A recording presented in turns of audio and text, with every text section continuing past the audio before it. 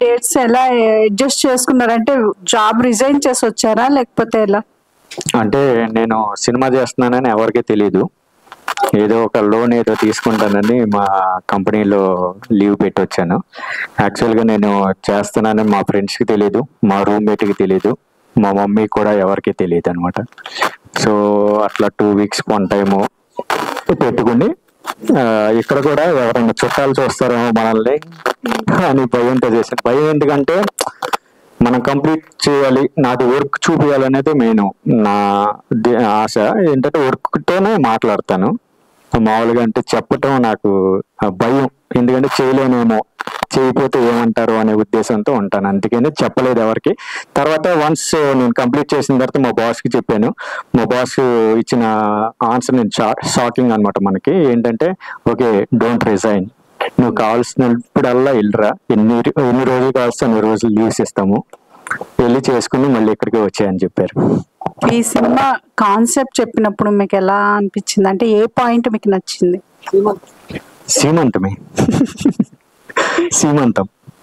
సీమంతం చేయలేదని చెప్పారు కదా, అదే సీమంతం, అందుకనే సీమంతం చేస్తాం. ఓకే, డైరెక్టర్ గారు మేడం చెప్పండి మేడం. ఈ కథ మీరు రాసేటప్పుడు అంటే ఏది రిఫరెన్స్ గా తీసుకుని రాశారు? రిఫరెన్స్ ఏమైనా తీసుకున్నారా లేకపోతే? లేదండి, క్రైమ్ కి రిఫరెన్స్ ఏమి ఉండదండి, మామూలుగా వెళ్ళిపోతాం. కాకపోతే మనం ఏంటంటే, నాకు ఒక చిన్న కోరిక అండి, క్రైమ్ అంటే ఇంకా బ్లడ్ అవే చూపించేస్తా ఉన్నాం కాదు. క్రైమ్ అంటే ఒక చిన్న కాన్సెప్ట్లు ఉండాలి. అందు ఒక అమ్మాయి మిస్ అవ్వటం, ఒక అమ్మాయిని చంపేయటం, ఇలాంటివి చేస్తుంటాం కదా.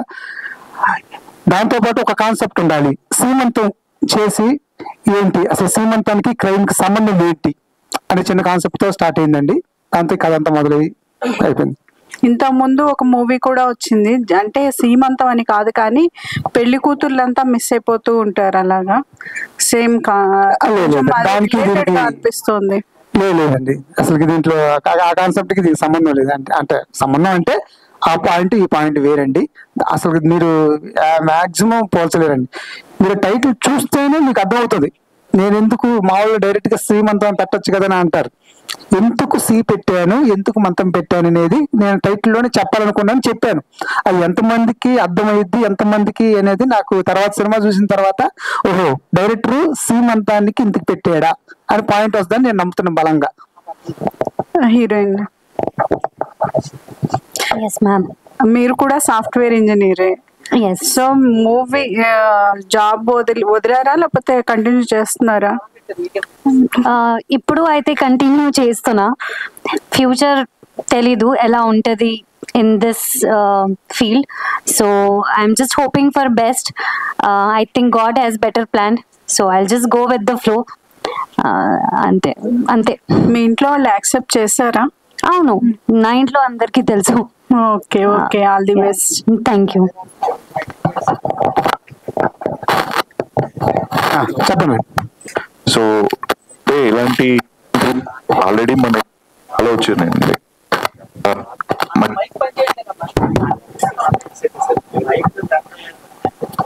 క్రైమ్ థ్రిల్లర్స్ ఇప్పటి వరకు చాలా వచ్చినాయండి. సో వాటిలో అంటే ఒక్కొక్క దాంట్లో ఒక్కొక్క యూనిక్నెస్ ఉంటుంది. అండ్ అది చూసేటప్పుడు డెఫినెట్ గా మనం నెక్స్ట్ ఏం జరుగుతుందని ఈజీగా ప్రెడిక్ట్ చేయడానికే చూస్తుంటారు. సో మీ దాంట్లో ఎలాంటి జాగ్రత్తలు తీసుకున్నారు, లైక్ స్క్రీన్ ప్లే వైజ్ కావచ్చు? స్క్రీన్ ప్లే అంటే మీకు ఫస్ట్ మేము కాన్సెప్ట్ తో స్టార్ట్ చేస్తామండి. కాన్సెప్ట్ చేసిన తర్వాత కొంచెం మర్డర్ మిస్టరీ వస్తుంది. అసలు ఎందుకు జరుగుతున్నాయి, అసలు ఎవరు చంపుతున్నారు, అసలు ఏం అవసరం, అంతే కదా. మర్డర్ అంటే మామూలు చంపేసి వెళ్ళిపోవచ్చు, ఏదైనా పాక ఉంటుంది, కసి ఉంటుంది, ఏదైనా ఉంటుంది. దీంట్లో ఎమోషన్ ఉంటుంది, అంతే. ఎమోషన్ ఉంటుంది. అది ఎమోషన్ అనేది ఎవరైనా కనెక్ట్ అవుతారు. అందుకని క్రైమ్ లో కొంచెం ఎమోషన్ పెట్టారు. ఆ ఎమోషన్ కి ఎంతమంది కనెక్ట్ అవుతారు అనేది 14th చూడాలి. సో ఇన్ జనరల్ గా థ్రిల్లర్స్ ఇవన్నీ కూడా మనకి ఓటీటీలు అనేవి మంచిగా ఎంకరేజ్ చేస్తారు. అండ్ థియేటర్స్ కి వచ్చినప్పుడు ఆడియన్స్ రిసెప్షన్ అనేది కొంచెం తక్కువ ఉంటుంది కంపారిటివ్లీ. ఒక కమర్షియల్ ఫిల్మ్స్ కావచ్చు లేదా రామ్ కామ్స్ కావచ్చు, వీటితో కంపేర్ చేస్తే థ్రిల్లర్స్ అనే దానికి కొంచెం తక్కువ ఇంట్రెస్ట్ ఉంటుంది ఆడియన్స్ కి. ఓటీటీలో చూద్దాంలే అన్నట్టు ఉంటుంది.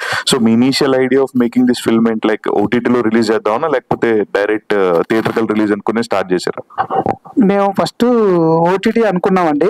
మనం ఫస్ట్ కొత్త వాళ్ళని థియేటర్ పోవడం చాలా కష్టం. మేము సరే ఓటీటీకి వెళ్దాం అనుకున్నప్పుడు మేమైతే సినిమా చూసి సినిమా కట్ అయిపోయిన తర్వాత ఆర్ఆర్ నాకు చాలా ఇంపాక్ట్ అనిపించిందండి. మీ ఫ్యామిలీ చూస్తే ఇప్పుడు ఆర్ఆర్ థియేటర్లో చూస్తేనే ఆ మజా వస్తుంది. అందుకని ఎట్టి పరిస్థితుల్లో సరే మన పాసిబుల్ మనం ఎంతవరకు ఉన్నామో థియేటర్లో ఎంతమంది చూస్తారో వాళ్ళు కొంచెం మంది అయినా సాటిస్ఫై అవుతారు కదా, థియేటర్కి వెళ్దాం, థియేటర్లో మన సౌండ్స్ వింటారు, అందుకని థియేటర్కి వెళ్తామండి. మాది ఓటీటీ పక్కా సూపర్.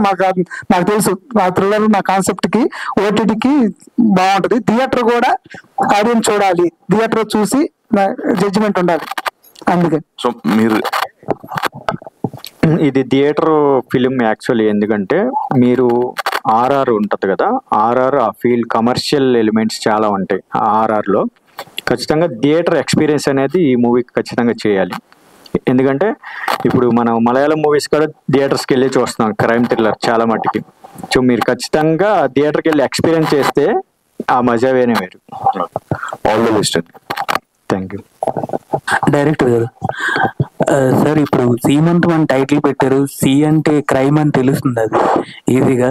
అంటే ఇప్పుడు నార్మల్ గా ఇలాంటి టైప్ ఆఫ్ జానర్ అనేది చాలా వరకు ఇప్పుడు జరుగుతున్న సిచ్యువేషన్స్ చాలా జరుగుతున్నాయి. ఇలాంటివి ఈ బాడీలో పార్ట్స్ తీయడం ఇవన్నీ, అంటే ఇది రియల్ స్టోరీ ఏదైనా ఆధారంగా తీసుకున్నారా, లేకపోతే ఇది ఎలా రాయగలంటే? రియల్ స్టోరీ ఏం లేదండి, ప్రతిరోజు మన దగ్గరే జరిగేది. మన ప్రతి రోజు వింటాం, రోజు చూస్తాం. అది ఆ సినిమా కాన్సెప్ట్ అదే. చూసిన తర్వాత మీకు తెలిసిపోద్ది. అందులో మీకు అదే చెప్పింది, సిలోనే మ్యాటర్ ఉంటుందని. సి అంటే క్రైమే కదండి సార్ అని మీరు అంటున్నారు. అది కాదు. నేను క్రైమ్ కి రావాలి, ఇంకో దానికి రావాలని నేను పెట్టిన. అంటే క్రైమే తర్వాత ఇంకో కాన్సెప్ట్ ఉంది దాంట్లో. Okay sir. గారు చెప్పండి. సో సి అంటే ఇప్పుడు దీనిలో శ్రీమంతం అని పెట్టారు, ఇట్లా సి అంటే క్రైమ్ కాదన్నారు. సో దీనిలో క్యాస్ట్ బేస్డ్ ఏమన్నా ఉంటుందా? అది లేదు, క్యాస్ట్ కి సంబంధం లేదు. సో లేదు, అలా ఏం లేదా? అంటే ఎందుకంటే అది రిలీజియన్స్ లో చాలా చాలా డిఫరెన్సెస్ ఉంటాయి.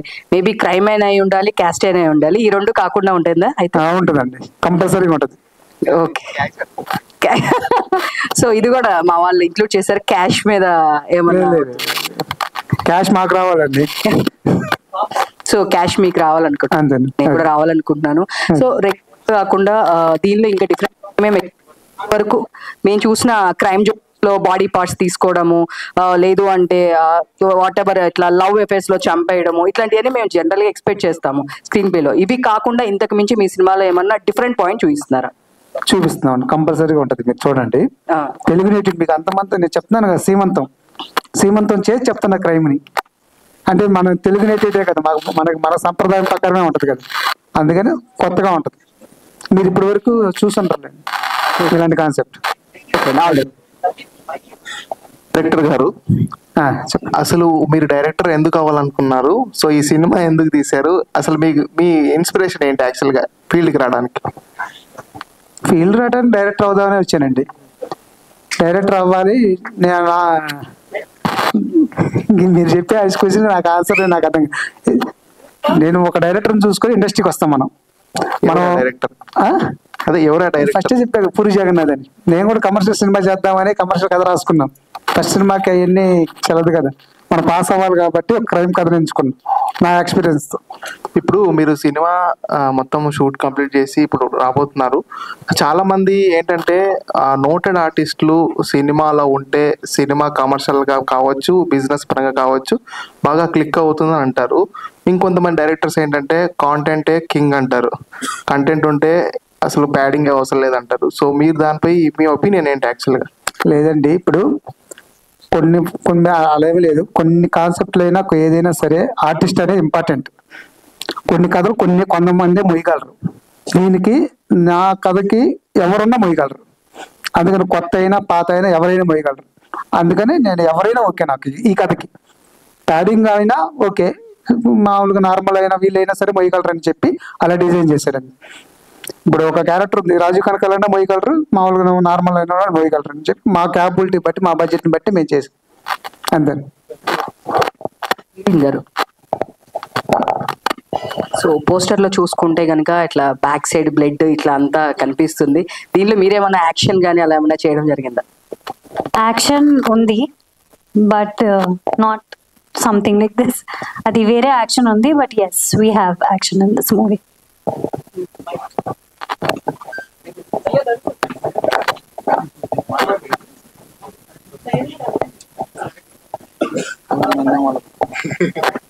చెప్పండి. నన్నే కదండి, ఒకసారి హీరోని అడగండి. ఏంటి మొత్తం నన్నే అడుగుతున్నారు? హలో అంటే నేను చెప్పలేదనే.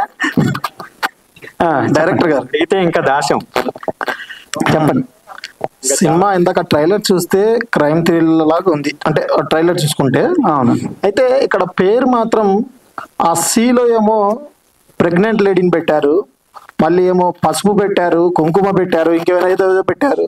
ఈ స్టోరీ ఏంటో ఎవరికి అర్థం కాకుండా అట్లా పెట్టారా, లేదంటే మీ థాట్ తో ఆ సీలో అలా ఉమెన్ ని పెట్టారంటారా?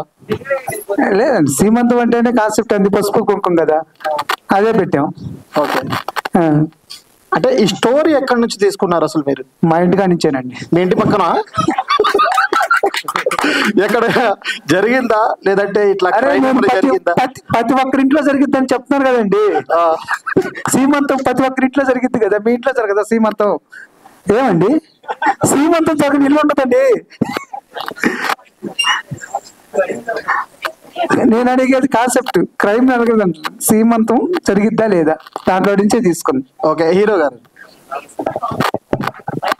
అవును క్రైమే.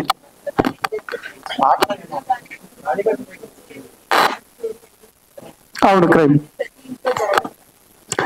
అంటే సీమంతం అంటే నేను క్రైమ్ తో తీయలేదండి. క్రైమ్ అంటే క్రైమ్ కథ తీసుకోవాలి. సీమంతం అనే పాయింట్ ఉంది కదండి. ఎందుకు జరిగిద్ది? ఒక పెళ్ళైన అమ్మాయికి ఒక 7వ నెల 8వ నెల జరిగితే సీమంతం జరిగిద్ది. అలాంటి అమ్మాయి కాకుండా ఇంకెవరికి చేస్తారు అనేదే కాన్సెప్ట్. ఏదైనా 14 వెళ్ళి చూడండి. హీరోయిన్ ఎస్ అండి. హాయ్. సో మీ క్యారెక్టర్ ఎలా ఉండబోతుంది? టైమ్ స్టోరీ అంటున్నారు, so positive shades like share and subscribe LGTV. Thank you. LGTV కి లైక్ షేర్ సబ్స్క్రైబ్ చేయండి. Please like share and subscribe to LGTV. Like, share, subscribe LGTV. Please subscribe to LGTV. Like, share, subscribe LGTV. Subscribe LGTV. Guys, please do subscribe LGTV. Have a good day. Thank you.